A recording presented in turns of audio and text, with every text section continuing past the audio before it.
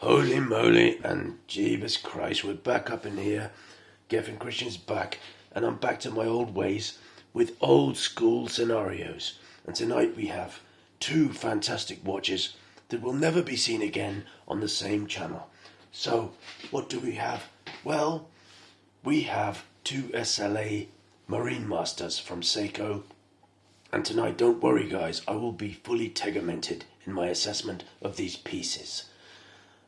The first one up will be the SLA023J, and I understand that my content has been a bit heavy lately, so I can assure you this will be the last video that I release featuring either of these two twerps.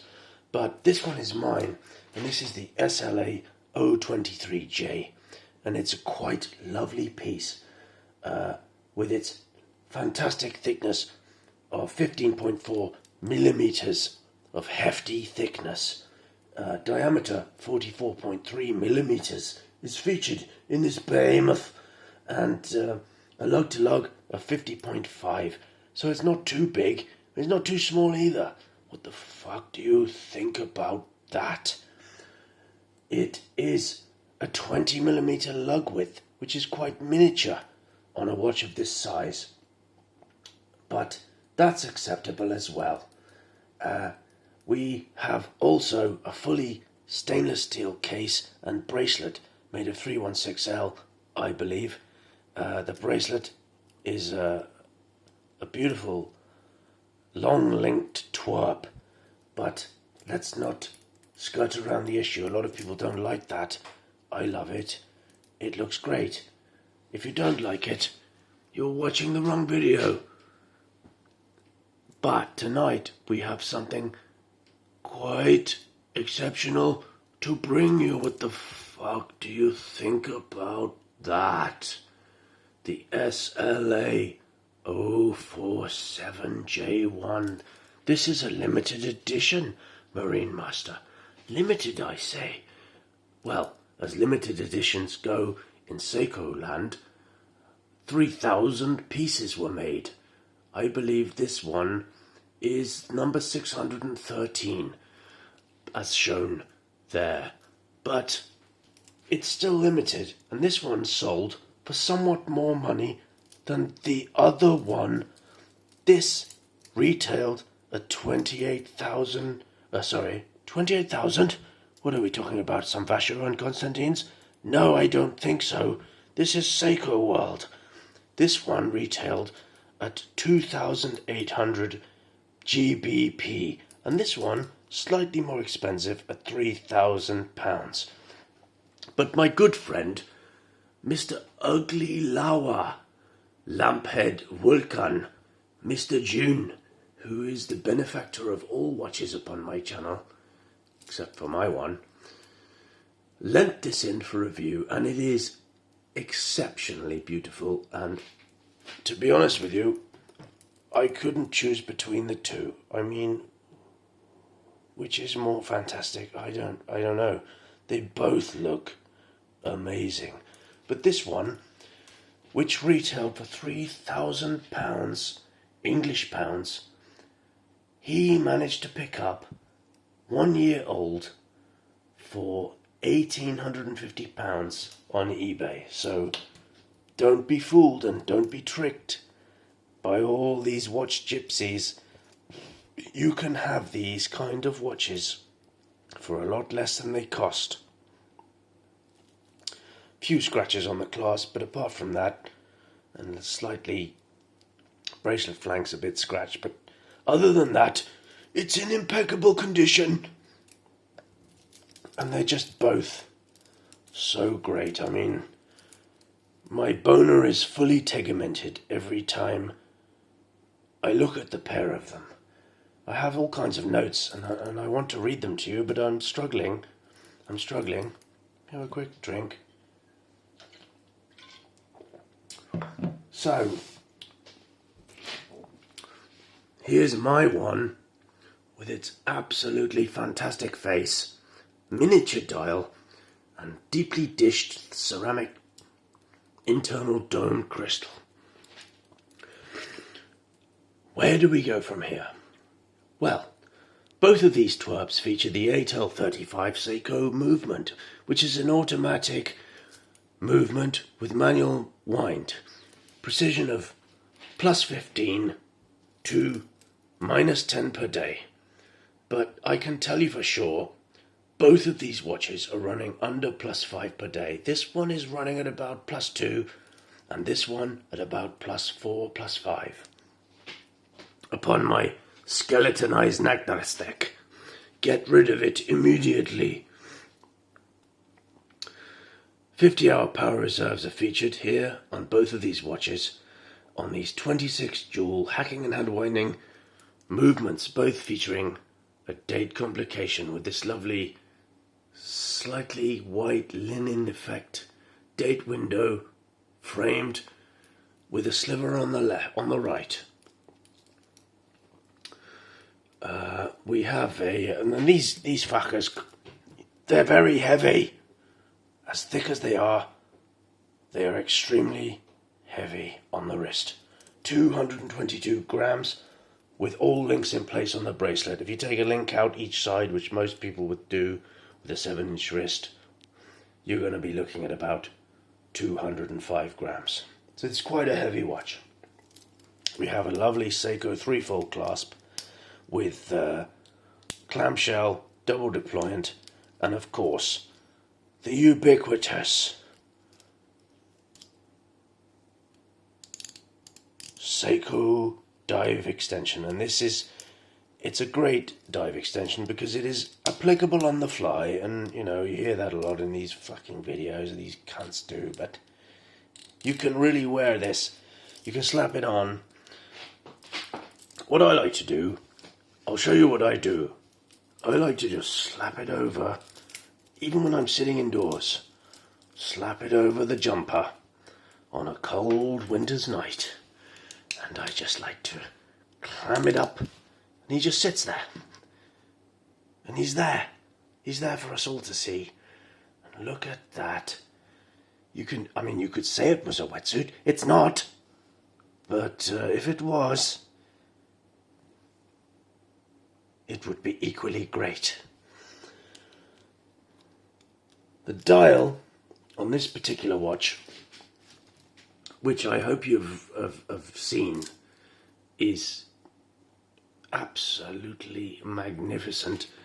It's supposed to resemble the verdant jungle and mangroves of Irimoti Island in Okinawa, some kind of place in Japan. I think they just make this shit up for marketing reasons, but I would call it British Racing Green. It's very attractive. Seiko calls it Island Green, but to me it's British Racing Green. And in low light, this looks black, and this black bezel, this is what do they call this? What do they call it? What is it? It's black zirconia ceramic bezel, and listen to that. My lazy lob is at 1200 Vickers when listening to this and feeling this. It's just great. Lume triangle on a daily, bros. Illuminated up to the 20-minute marker. Nothing wrong with that. Prospect X, get rid of it immediately. But yes, the monobook case, no case back is featured. We know that. No helium escape valve, because we're all saturation divers and we need this kind of technology. It's harkening back to the 1968 original, when people actually did need it. We don't need it anymore, but it's nice to see they keep the tradition alive for all of us who wish we were saturation divers. Handset out of the spaghetti dome. Best handset in the history of wristwatches. Gilded second hand with its illuminated lollipop. Smoothness of the sweep on the Marinemaster is quite great. 28,800 VPH. Absolutely beautiful. Hand finished case, hand assembled, movement with all milled parts. This movement, the Zaratsusha polishing is also featured. This is a hand performed process. You're getting a hand finished watch with a hand assembled movement. MEMS technology. I'm not going to go into it again. I've done it before. I'm not going to go into it in too much depth, but it's an advanced semiconductor manufacturing technology. And to be brief, it makes it possible to produce extremely lightweight and miniature parts with extreme precision to tolerances of 1,000th of a millimeter using electroplating and electroforming technologies. It means this movement has been carefully considered and put together in a way that you won't find anywhere else. And of course, the finishing is simply exquisite. It just look at the facets. Look at that. The fuck do you think about it?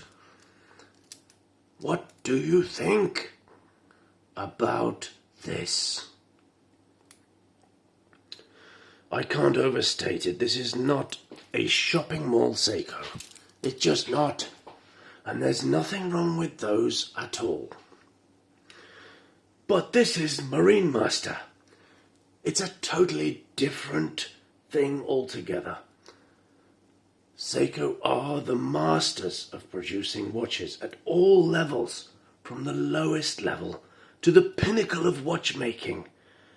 From Seiko 5 to Presage, Coutura, Astron, Prospex, LX to GS, and then above, even to the pinnacle of Credor. It's just so pleasing to look at and handle. It gives me so much pleasure, more than any watch I've ever had. And I hope you all will love it as much as I do. You can't take your eyes off it. The indices appear applied. Apparently they're pressed from the back, but who gives a fuck? It makes me feel happy. And it's something undescribable until you try it for yourself. A glaring flaw in these twerps is the unregulated movement. The 8L35. But they do that on purpose. They don't regulate them, but they're both running in chronometer specs, but they might not be, and I've heard of other people who've bought these, and they don't run within chronometer specs. And you pay £3,000 for a watch that doesn't run within +5. That's gonna fucking piss you off. And you need to send these to Japan or somewhere to have them serviced, so that's a real chance you may have to encounter. But what do you get with them? Well, with the green one, you get this lovely silicone, and it's silicone, it's not FKM, rubber strap.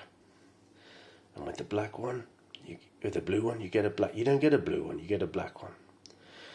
And on Sunday, I'll be fitting them with these two straps just to show off some options. We've got a strap code Miltat, and it's an engineer, and we have a Hexad here. So I'll slap them on, do a daylight shot for those. That's it for today, bros. I hope you've enjoyed the video. These are my favorite watches ever, and I'm just so proud to have them both to display at once. Stay freaky, bros. Never give up. Oh, wrist shots. Wrist shots are plenty. Let's have one on each wrist. My beefed Nagda stacks are fully beefed. And so we will finish the video. SLA047. Comfortability matrix is out of the delicatessen. SLA023. Look at him. What do you think about that? Get rid of it immediately. Stay with me, bros. We are here for